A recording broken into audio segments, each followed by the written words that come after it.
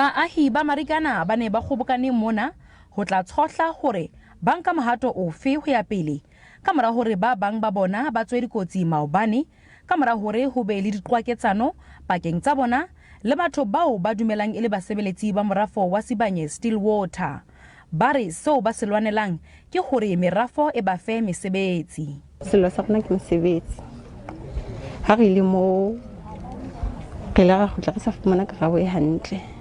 Bekeng e fetileng Sibanye-Stilwater e phatlaladitse leano la yona la ho hlola mesebetsi e dikete tse 4 sebakeng sa Marikana.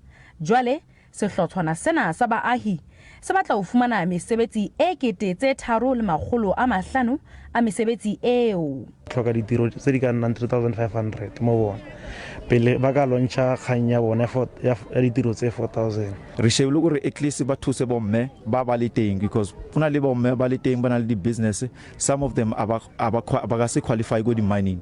Ho sa le jwalo Sibanye-Stilwater e re le ha fela e hira baahi ho tlamea ho latelwa metjha ya khiro ka mehla. Go na le di processes tse re di dirisang go direla gore modudi o mong le o mong wa Marikana o qualifyang. Ana ga ke bua ka Marikana ke bua ka metse yotlhe e leng mo mabaping le operation ya rona re bitsang Marikana mo Madibeng district gore a kgone go kra tšhono. Ditshebetso morafong wa Sibanye-Stilwater di tswelletse ka tlwaelo ka jeno ho sena merusu. Selwane Gagau, SABC News, Marikana.